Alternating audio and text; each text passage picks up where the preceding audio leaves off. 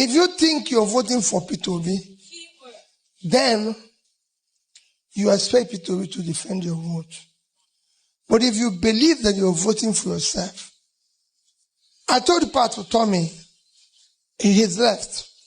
I told the youth I spoke to in Abuja 2 days ago, you're running for this election through me. And like I told people who are close to me every day, and my wife knows that, how can I disappoint these people if not asking God to punish me if they give me the opportunity? I would rather die working for this country than fail them. Because they have a lot of hope. They're not saying that I should achieve everything overnight. They want to see 100% effort. They don't want jokes again. Nigeria doesn't have room to waste anybody's time again. Time is finished. We need to just face building the country. And I've done it in a small way where I was governor working 24 hours. It's managing director's son. Go and read his book. Or go and read Dora Akunyele's daughter's book. Everybody knows that as governor, I work 24 hours. If you come to my desk, 3 a.m., you see me working. That's what Nigeria requires now. It requires somebody with physical and mental energy to deal with this matter. I will not allow any form of criminality as president of Nigeria. The amount of fuel they say we consume cannot be consumed by this country. There's an empirical evidence. We are about the same size as Pakistan. Pakistan, we are about 210, 220. Pakistan is about the same size. They have more roads. We probably have same number of vehicles, or they have even more. Yet, their fuel consumption is a third of ours. So who is drinking the balance? And someone will come out and be talking about supporting Atiku or supporting Tinubu, because P2B said something that shocked me. He said something that I've done it in a small space when I was the governor, that he would rather buy than destroy the hopes of Nigeria. Because right now P2B like the hope of every Nigerian right now. P2B is the only hope Nigerians have to restore back Nigeria. And they are all aware of it. But I have issue with all these people that are still allowing tribalism, allowing corruption, allowing this one, just to take away Nigeria from them. Because right now, how can you be allowed to be bribed with 5,000 naira to go and do something you know that is not right? Because we know that stealing ballot box is not good, and it will make the person who don't want to be our leader. And you will still have the mind to go and collect the money and go and collect bribe and go and snap ballot box. Tomorrow, they declare someone a winner, and then we all are suffering it. Everybody that was paid that election that took bribe, where are they now? They are still hungry with us because we are in this country. We all are in this country. Obi said that nobody buys bread cheaper. No tribe buys bread cheaper. Everybody's buying bread the same amount, the same range. Everything you buy in the market is the same. Whether you're Igbo, Hausa, Yoruba, we are all buying it the same. So why not just make the right thing? Because this man has given us every evidence we need, has given us every proof we need that he is the right person that we need. Like he said, we need someone that is mentally and physically strong, so that can work 24 hours and make sure this country is up and running, and that will remove corruption. Just watch the video to the end, and then we go to the comment section. Now, Mr. B, you're being a voice in the wilderness during the 2023 campaign, highlighting the wastage by people in government. Here at News Central TV, we have had a look at the 2024 budget, and there are parts of it that give grave concerns about where the taxpayers' money is going. Have you had a look at the budget, and does it worry you the amount of money that is going to agencies that look like they're going to fritter away taxpayers' money? I have, and have several times raised concern, grave ones, about the budget. I've sent messages about it. If you follow me up in Twitter, you will see where I have complained severally. Even when the senator, one of them, alleged that there was 3 trillion pardon, I did make a humble appeal that that budget be taken back and looked at to ensure that the right things are there. Because you could see it clearly that the budget, now I'll give you a few examples which I've highlighted. The budget of, say, National Library. A country the size of Nigeria does not have a national library to date. We have the National Assembly trying to build its own library for about 15 billion naira. When the budget of National Library is not up to 1 billion. That is where the whole nation, and I'm sure the amount of their own library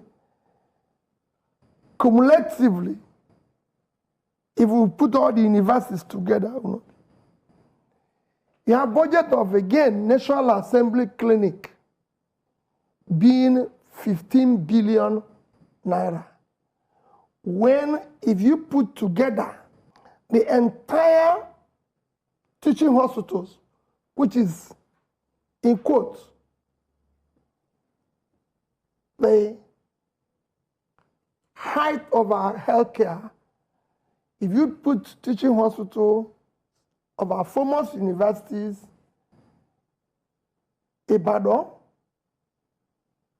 Nsukka, University of Nigeria, Ahmadu Bello, Lagos, is less than the budget of the capital budget, is less than the budget of National Assembly Clinic.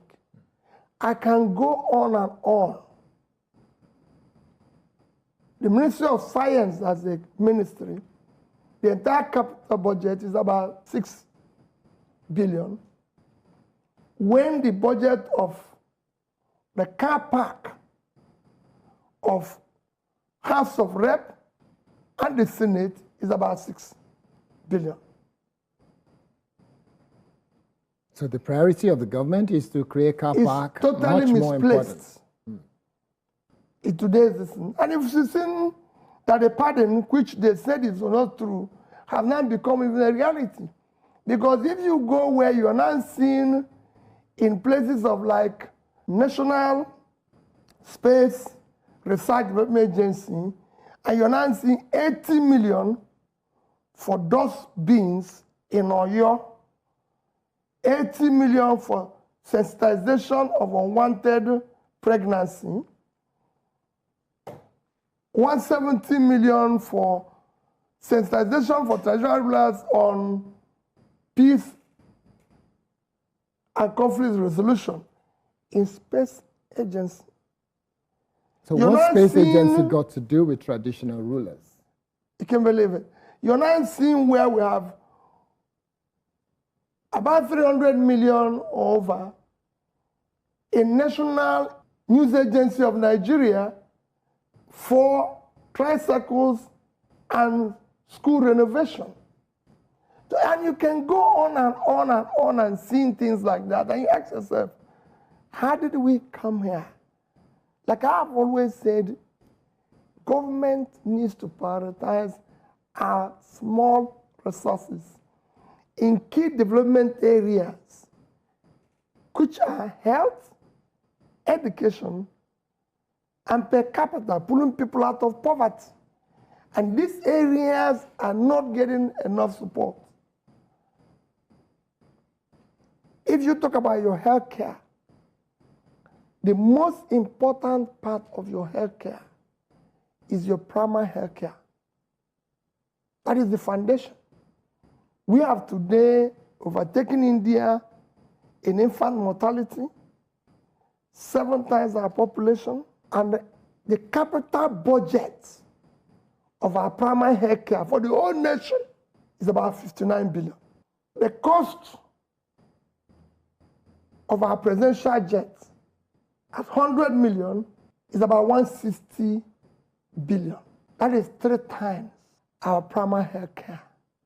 And this is not the only private jet that the president has. Just the new one we purchased. Just the new one. They said it's 100. We don't know the actual figure because they need to reconfigure it and everything. So when you say they proceeding- need to reconfigure it, are you suggesting the numbers are being massaged? I don't know what is happening because nobody knows. We now live in an era where nobody knows what is happening.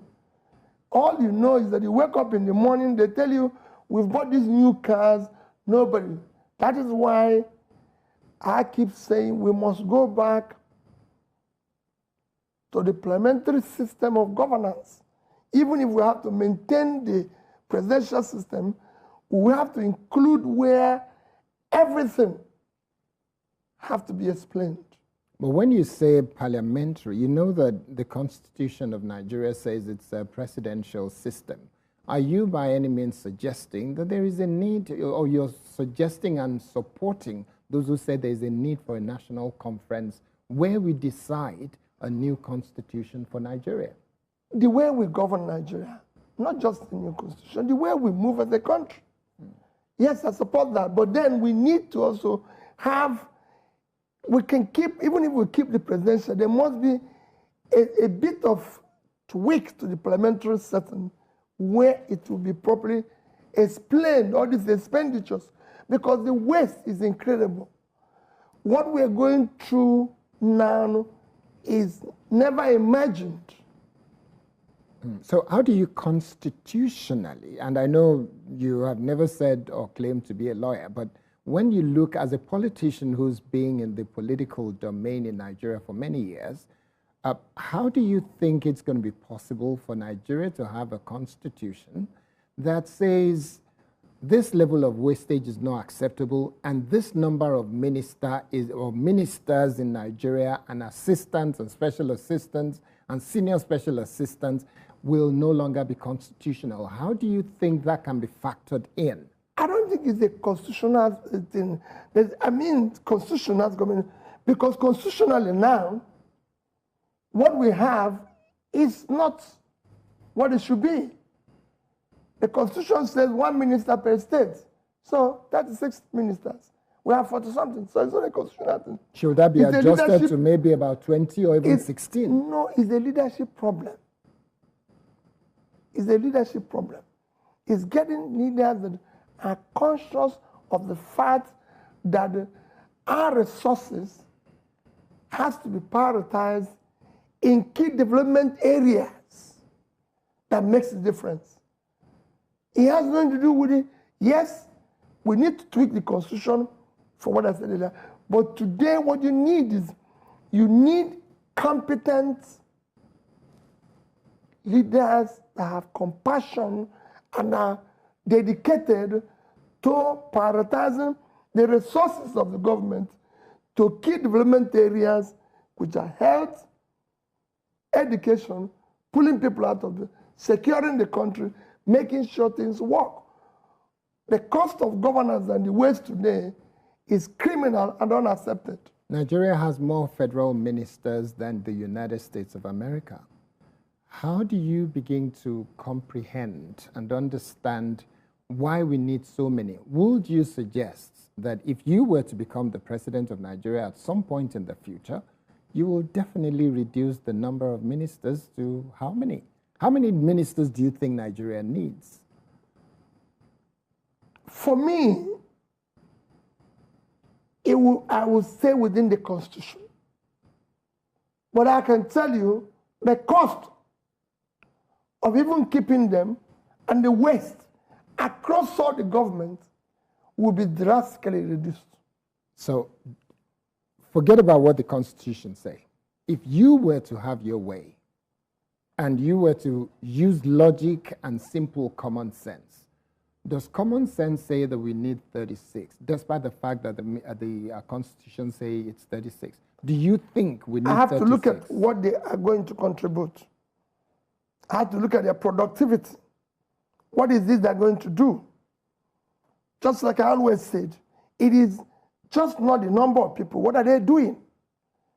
If they are required and they have something they're doing, yes. But that what they're doing will be measurable. People have to feel it and know why they're engaged. Okay, what I'm really trying to pin you down to tell me is, if you have your way and you have executive order that gives you permission to choose how many ministers you want to work with. Would you like to have 6 or 10 or 20, or just say 36 is the number, I am happy to work with 36? Thank you very much. I won't tell you exactly what I'm going to use here, but I won't go beyond the Constitution. So what do you say to the current government that has gone beyond the Constitution by having more than 36 ministers? They should stick to the Constitution and do the right thing, because that's the basis on which they're governing. That is what they swore an oath to keep. The oath is to respect and keep the Constitution. So you live within it. That is actually the essence of what you're doing. So would you call the action of the current government and the support that they've got from the National Assembly, would you describe it as illegal and unconstitutional? Yes, it is, because you're not working with the Constitution. You have to work with the Constitution. That is your Bible. That's what you swore an oath to keep. You cannot swear an oath to obey this and do otherwise. It's the same thing that is happening. Whether you're talking about issues of mismanagement of resources, corruption, everything, you're going out of the oath you swore to uphold. Okay, so let's move on very quickly, because I know we have very little time to go through all the issues that affect the state of the nation. Now, the budget in Nigeria in the last 8 years has consistently been very low on investment in the area of agriculture. You spent a few days recently in Rwanda, and a paltry sum of 1.5% to less than 2% of our budget is going to agriculture. That provides about 20% of the GDP consistently over the last 10 years. What is your feeling about this, and what kind of number do you think this government should be looking at in terms of percentage of the 25 trillion naira that is being budgeted for the entire nation? How much do you think should be going to agriculture, and why? Well, let me you were even generous to them to say it's about 1.5.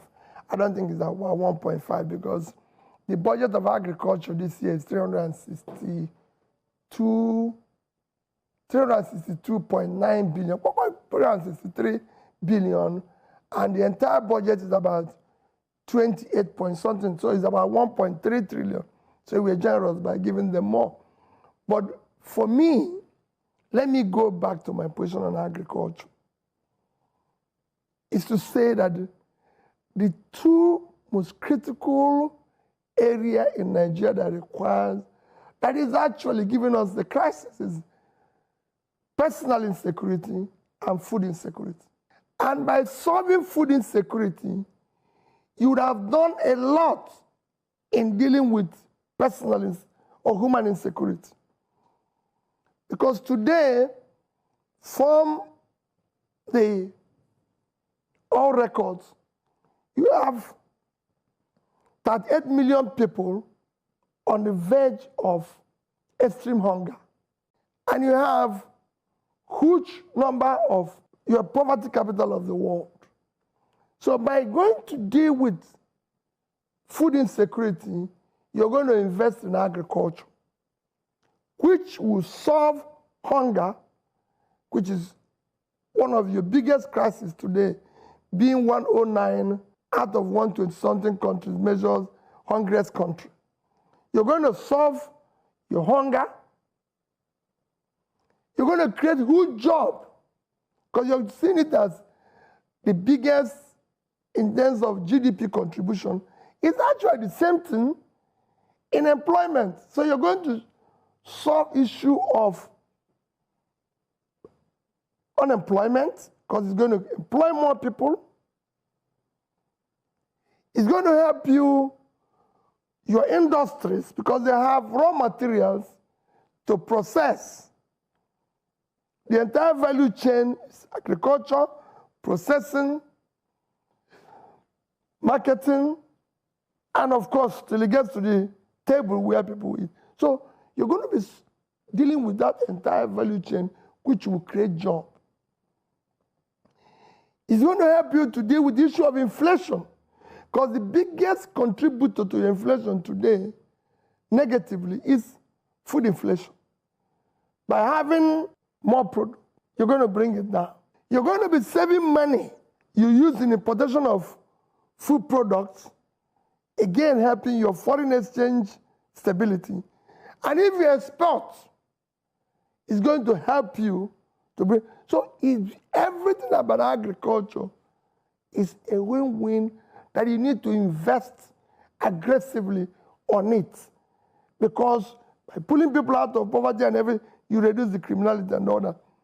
For me, areas of agriculture, which deals with the third issue of development, pulling people out of poverty, health and education will receive not less than 10% each of the budget. And it's important. But if you look at what we have said about agriculture, if you look at your agriculture today, with a budget of 263 billion naira, in fact, out of that 363 billion, the actual thing that you're investing is 252.8, under 253 in capital budget. By the time you add 160 for new jet, 21 billion for new VP house, 15 billion for Library of National Assembly, 15 billion for their clinic, and all other furnishings, you find out you have 250-something billion for the entire country to solve issue of hunger. In fact, the overhead for the entire agricultural ministry is less than 10 billion, which is about the money you have spent, about 50% of the money you spent just in housing the vice president. All right, we're going to take a short break, and when we come back, we'll continue the conversation. And when we come back, the first question I want to ask you is, you look at the National Assembly today, and you wonder, there is no difference between any of the political parties. What are your thoughts about it? If you recall when I mentioned to the young ones, very energetic, hardworking young ones in this facility, I said that we are the problem. I didn't exclude myself. I said we, the politicians, are the problem. I didn't exclude myself. And I was discussing with somebody yesterday, and I said to him, I read philosophy. And in philosophy, there's a topic called syllogism. And it says that when you have over 75%, you can't generalize without committing fallacy of generalization. In Nigeria, 95% of the politicians are the same. So the 5% remaining is very negligible. What we are saying is, how do we get one that will say, okay, I've had somebody confront me and said, okay, Peter, you wasted energy and time and you saved money. And when you were leaving government, you left huge amount of money. So tell me, which price did you get from doing that? Every other person took money and they are enjoying themselves today. You said you don't want to take the pension given to you as governor. So what difference does it make? You would have had a house in Abuja, a house in Oka. Government is maintaining you. So it is a general thing that we've all agreed. That's why I always say this is a criminal entity, organ, hijacked by criminals. The only way it can work is to dismantle it. But I know that if you have a leadership that can govern with determination, it can dismantle it. I have been a state governor. And I know what you mentioned with National Assembly is not the buying of the vehicle, but the impact on the society is far worse. Tell me how you can have the National Secretary of National University Commission recently said that Nigerian universities are in urgent need of PhD holders. I can't ask myself, who wants to be a PhD holder? If you become a PhD holder, you're employed as a graduate assistant level 2 or so in university. Your salary is 150,000 naira. Let me be generous and give you 200,000. That means in 1 year, you earn 2.4 million. Let's say it's 2.5 million. 2.5. If you decide as a PhD holder with 2.5 million naira annual salary to buy the car they've given to somebody whose only qualification is secondary school, it will take you 64 years. So what do we... Why will anybody want to be a PhD holder? The level of criminality amongst our politicians is a disincentive to people who want to study.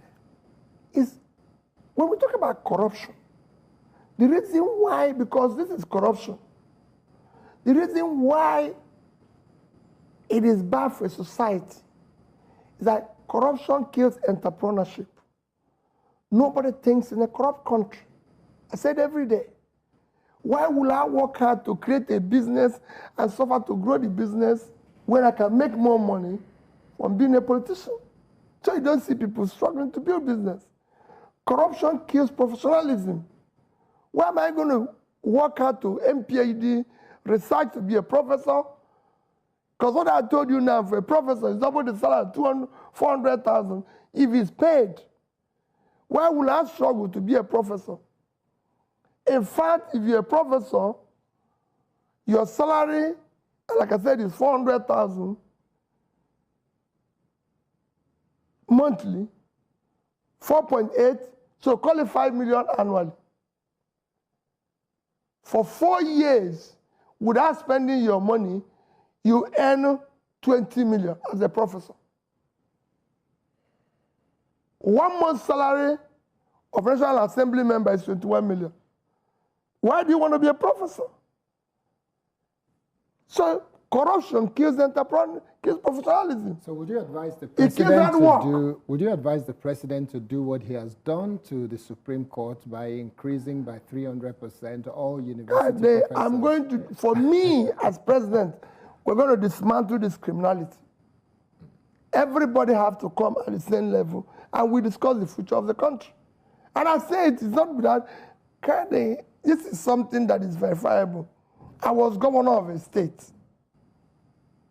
I was impeached within 6 months. You know that, of being a governor. And what was the problem? My own office as governor, there was a budget to renovate my office because it was burnt. The budget to renovate it was 298 million. I spent 42,300,000. That was my number one offense. Number two offense was that in my lodge, where I lived as governor, the entire budget, it was also burned because they had a crisis before I came in. The budget to renovate the office was 486 million. I spent 81 million in doing everything. That was my second offense. The third offense was that I was saving money. Everybody knew. You can go to Suka and verify. When I became governor, no permanent secretary in Anambra State had a car. No judge had a car. And I said, no. I went to Pijo. It's still on record that I bought the highest number of Pijo ever bought by government. When I was governor, I went there and said, supply us 50 vehicles, 406. And in my first year, for 4 years, the vehicle I used as governor, it was 406. Permanent secretary, everybody was using the same car. 406 for the 4 years. In my first tenure, you can go, these are things that you can go and verify. And we shut down the office of First Lady. Because they had more money than some of my ministries. I said, hey, wait a minute. What is this? Nobody voted this woman. It's my wife. We love her. We live in the same house. But he didn't campaign. Nobody voted for her. He should have had her own convoy, even with ambulance and everything, creating additional confusion that was not supposed to exist. We shut it down. Let me go back to the budget that was initially proposed as 27.5 trillion, while 28.7 trillion was passed by the National Assembly and signed by the president. Who do we blame for those situations where we are bleeding money for every questionable things while our debt continues to skyrocket and we're struggling with high fuel costs, high food costs, high inflation, and people are saying, we're hungry? Where do we put the blame? Squarely on the man who is in charge. President Bola Ahmed Tinubu. Period. Nobody else. He is the man voted for. He is the man they declared the winner. Why did you say they declared him winner? Well, he was declared the winner. Okay. Yes, that's honest. He is the one who is responsible. No other person. That's why I told you I was impeached. Because I was the man they elected. That's why I can abolish First Lady office, abolish everywhere, and determine that I'm going to change this place. And he can do that. Comfortably. Look at our debts rising irresponsibly. God, there's nothing wrong in borrowing. Borrowing for any government globally is accepted. People make reference with every other country today. I've compared so many countries with the issue of borrowing. Even countries people cite, like Singapore. Singapore today owes over 100% of their GDP. But they have a clear law that all borrowed money must be for investment. Japan owes over 200% of their GDP in debt. But the money Japan borrowed, most of their debts, apart from being domestic, were used for the economy and the people of Japan.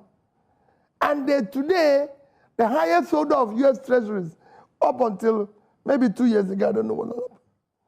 China, every other person we reference, have huge debts. But you could see where those debts were invested in. Today, we are the number 3 highest debtor to World Bank. That happened within the past 1 year. We actually estimated that the way we are going will soon be number 1 highest debtor. The projection is that we'll have more than 150 trillion. A country without anything to show for it. A country like Bangladesh is within those 3 highest debtors of World Bank. But they could see the difference. It is very clear. In 2015, let me not go back for that. 2015, when this APC government started, our debts was a third of what it is today. We are now over $100 and something billion. We're now in a situation where we can't explain what happened, but just look at a country like Bangladesh. In 2015, they had huge debts with a GDP of 195 billion and per capita of about 1,300. Today, Bangladesh, as of 2023, is with a GDP of over $460 billion, with a per capita of over 2,500. Nigeria in 2005 had a GDP of over nearly 500 billion, with per capita of over 2,500. Today, our per capita is just about a little bit over 1,000. Okay. That is the crisis you face. And we have tripled our debts. That means the money we borrowed were all either swallowed by snakes, pythons, tortoise, monkey, all sorts of things. That's why we are now in this new song of go, where people put the money, the elephants even follow that ate the money, because the nine goes to parties. Okay. So it's a crisis situation. Okay.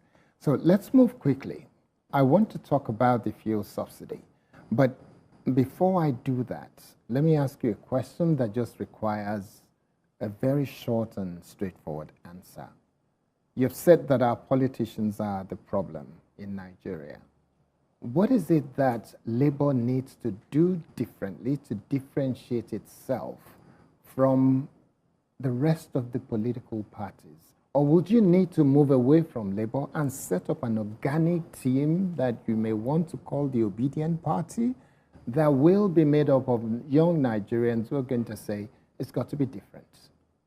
In very short, straightforward answer. Well, we're struggling to do that. We're struggling to be different. It's going to be difficult. For me, building strong parties and institutions in Nigeria, again, has to do with leadership, the encouragement. That's why I said, if we go back to the parliamentary system, it will go a long way, because after elections, those parties that did well or didn't are part of the parliamentary system where they have leaders who can do this, continuous improvement, and government and the systems have to help. Will the system influence the quality of personnel that take up the leadership Very position? important. I can tell you, you can. I keep saying this because I've served as a governor. So I know and there's no other way to measure. Unfortunately, in Nigeria, we don't use the reference. We don't look at where people are coming from. So I come here today and say, I can run New Central better than you. Nobody looks at whether P2B have run anything of this sort. They say, yes. Let him come. It's like, if I then maybe I give people even money. They say, Mr. K is useless. He doesn't give us anything. This man will, in fact, he will turn the place around. But if you look at the record, I can tell you that Mr. K, I was a governor with 30 members of my assembly from different parties. The entire assembly, not one from my party. I was a governor without one senator from my party in my state, without one National Assembly member. Everybody was, different parties, except me alone. And yet, the state became most peaceful, most secured in that 8 years. In fact, a president of Nigeria told one of the PDP governors, go and learn how Peter is with his House of Assembly member. And when that person asked my speaker, how is it that you are in a different party, and Peter is in a different party, and all of you are working peacefully with him? He said, he brings everything on the table. Transparency. Did he include SUVs? We didn't have You money. didn't buy SUV for I anybody. said I was using 406. How can they be using something better than me? They couldn't have. We actually quarreling. When they said to me, my counterpart in other states, I said, we have no counterpart in other states. Other states are different. Because they could see me, I shut down Anambra State Governor's Lodge in Abuja. Everybody knew. Because Governor of Anambra doesn't live in Abuja, and we couldn't afford to be keeping it. They know that. I shut down the presidential lodge in Awka from building. I said, no, the president doesn't live in Awka. So you recommend the same thing for all the governors in 36 states who have, a lot of them are actually living in Abuja and not in their state today? Why would they? I even recommend that when you finish governing, you should live in that state. Not just, even after. I live in Onitsha. The only place I have a house today in Nigeria that is built by me, that is my own, is Onitsha. If you see any other one anywhere, confiscate it and take it. I live in Onitsha, in my house. Okay. Everybody knows. All right, let's move very quickly. The recent fuel subsidy removal has stirred significant public debate. What would you have done differently? Because I remember you did say that from day one, you say subsidy is gone. What would you have done I didn't say from day one. I said I would remove subsidy. You remove it. Okay. You know, I didn't say from day one, and I wouldn't have done it from day just ordinary announcement. Okay. I said, go and read my manifesto. I have to first remove the criminality associated with the subsidy. Because the criminality was over 50% of the subsidy. And then after removing it, we would have been able to present a detailed cost to Nigeria and replacing it with an alternative. What happens here is that people are ready to sacrifice. And they're sacrificing No, now. but you can't ask people to fast when you're feasting. Everybody have to fast at the same time. So you cannot be in a party, enjoying yourself in picnic and everything, going around with new jets and yachts and everything at the expense of the public. That is not leadership. Are you claiming that hijack President Bola Ahmed Tinubu is not giving leadership to Nigeria today? Well, I said you can't buy New York, you can't buy yachts. You can't be renovating houses of vice president. Where did Osibanjo live? People can live in their houses and govern Nigeria. Where did they live?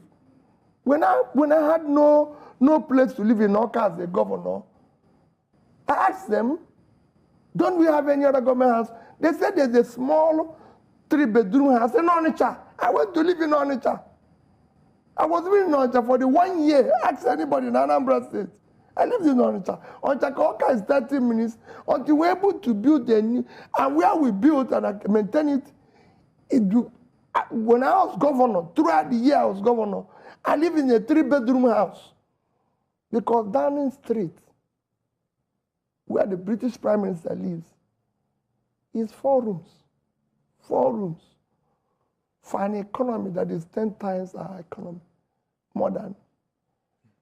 Per capita in the UK is about $40,000. Per capita in Nigeria is not up to 5% of that. So if I were to put you on the top of a roof to say, scream to Mr. President Bola Ahmed Tinubu, what would you be saying to him about the idea of Nigerians saying the presidency is living large? What would you be saying to him? Please, cut the cost drastically. There's too much waste. Why would we have Asoro Clinic being built for 22 billion naira when your national clinic, your #1 hospital, have less than 2 billion? It takes from Asoro to national clinic can be more than 5 kilometers. So why the clinic? When Trump had problem, they didn't take him to White House clinic. They took him to the military hospital where every other person, when Boris Johnson had COVID, they took him to hospital. Me and you can go. It's hospital. Why are we always doing what is wrong?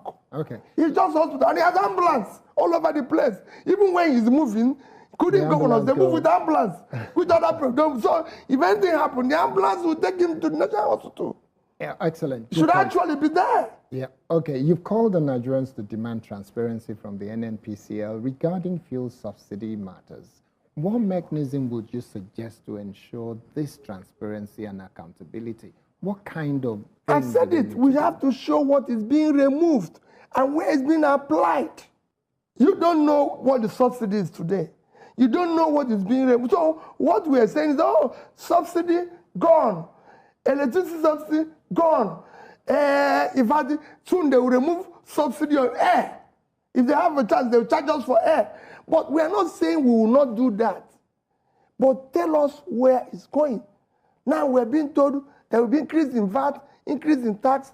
There will be you see people speaking language like, oh, Nigerian tax to revenue to GDP is low.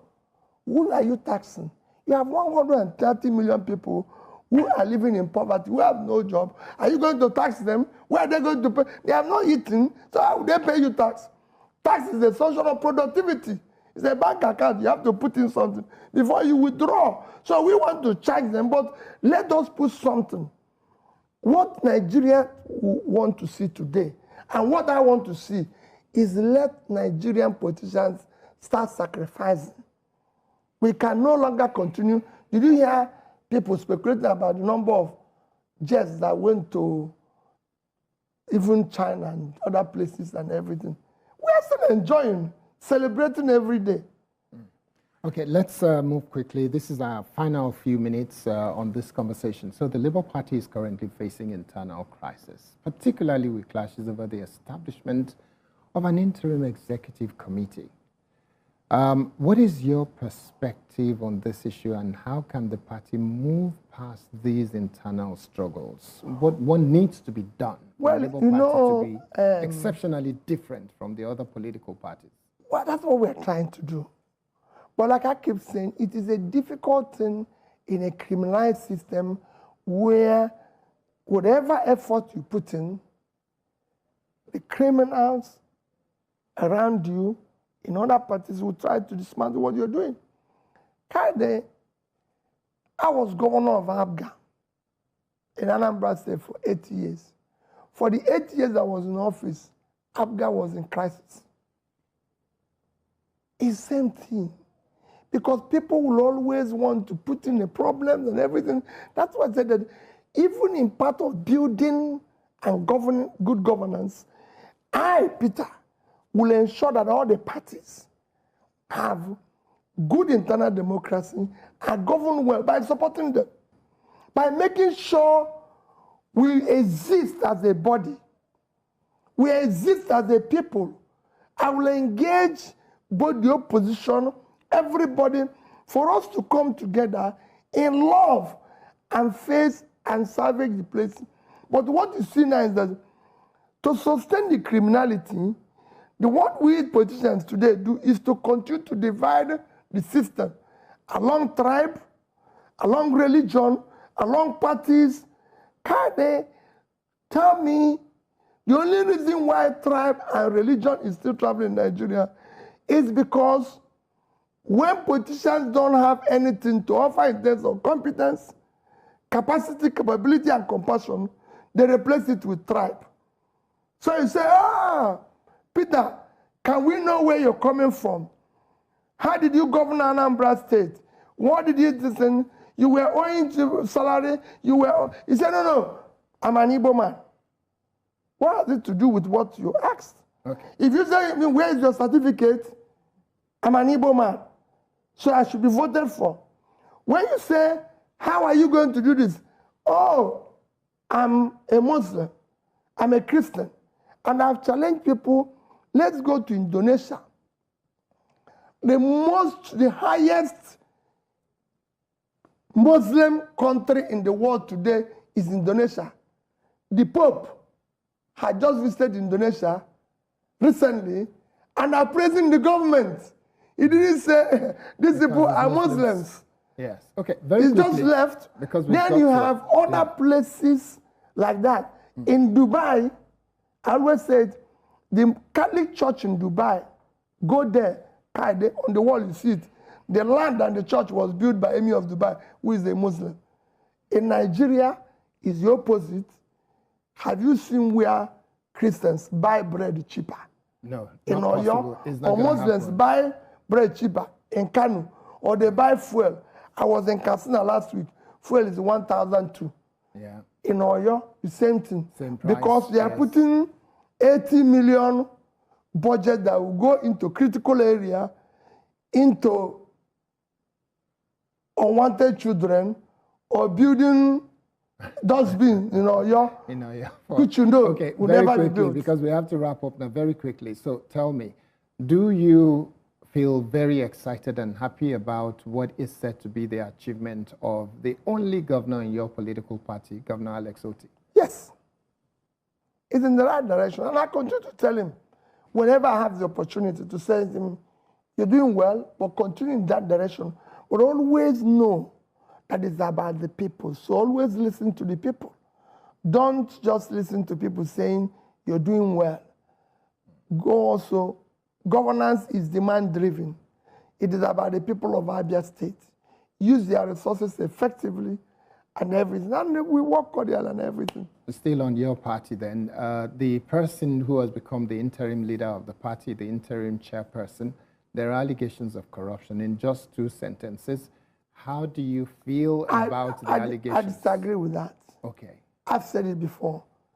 This man was Minister of State for Finance in Nigeria. He was not accused of any misappropriation or stealing.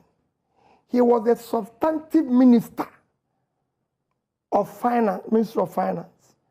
When he was managing the billions for the country, he was not accused of misappropriation or stealing. She was a senator. So she was a minister of state, substantive minister, and she became a senator. In all this, he was not accused. He was only accused of about misappropriating or managing maybe 100, 200 million money when he became a campaign director.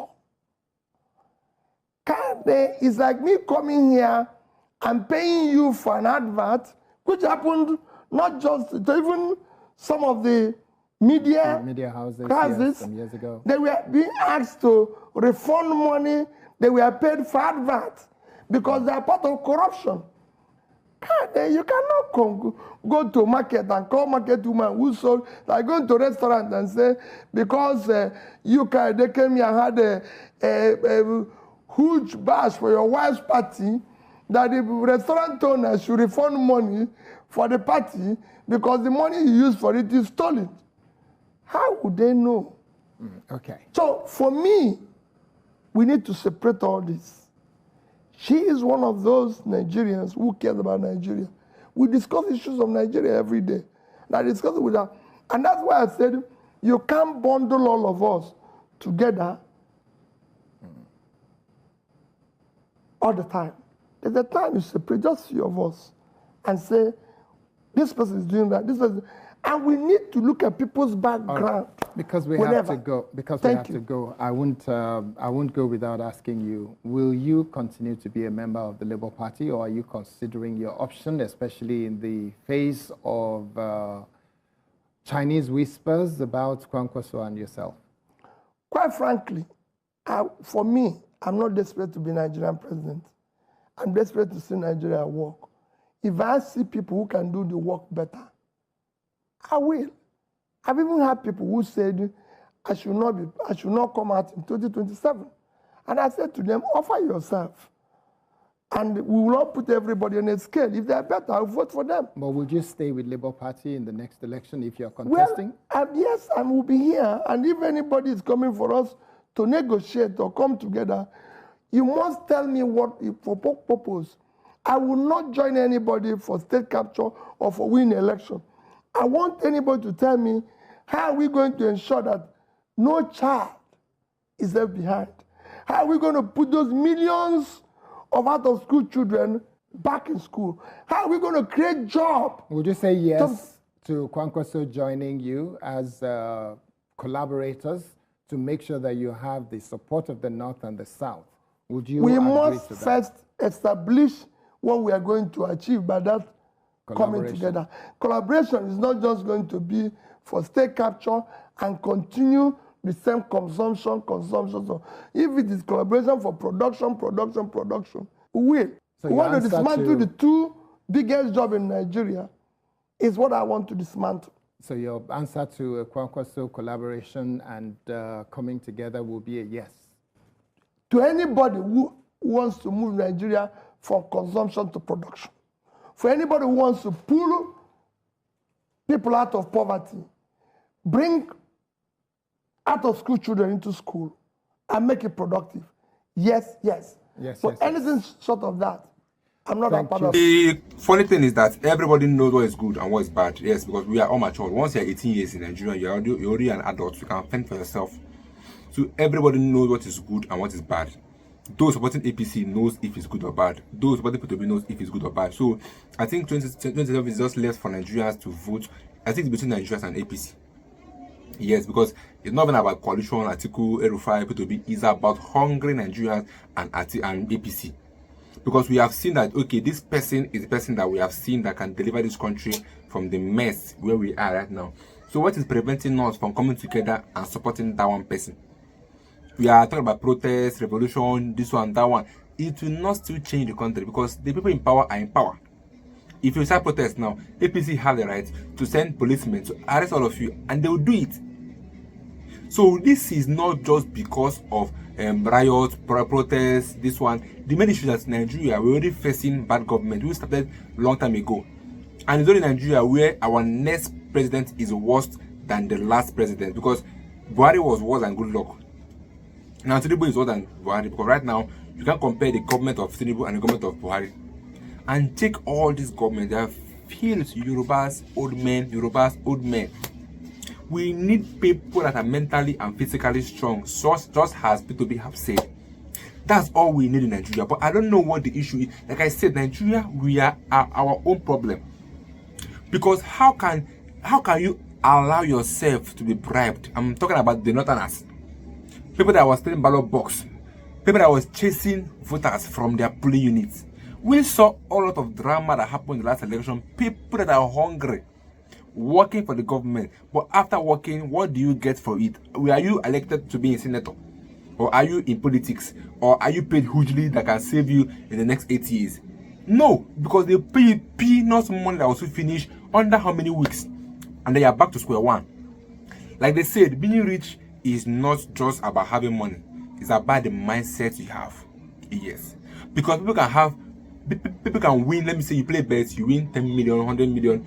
Most people still go back to square one because they don't have the mindset of becoming of a millionaire or a rich man. They have a poor mindset.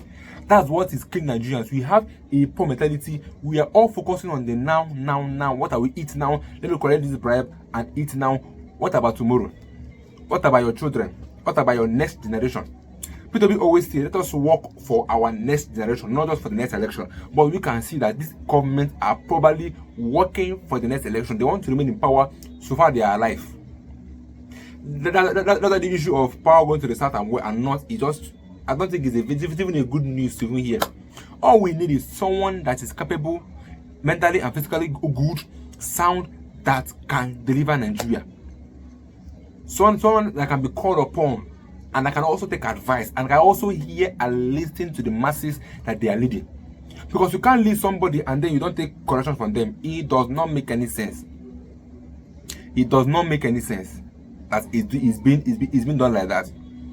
We need someone that is more capable, more proficient, like more able that can take this country from this level where we are to a bigger and a better level. P2B said I would rather die than to fail Nigerians. That was a very strong word coming from P2B. A man that we saw desperation to see Nigeria work. He said that he's not even desperate to become a president, that he's more desperate to see Nigeria work. That was a very heavy word coming from the excellent P2B. And I think this is the right time we make it up. Nigerians, if you like, we can still miss it again. Then we'll suffer for the next 8 years. Like I said, this is now survival of the fittest. That's just how Nigeria is now. Where people are stealing from the poor to feed. People are stealing from the rich. People are stealing from their neighbors. People are stealing from anywhere. All these things are survival of the fittest. Let me get your views and thoughts in the comment section. If I need to buy again, stay tuned guys in my next video.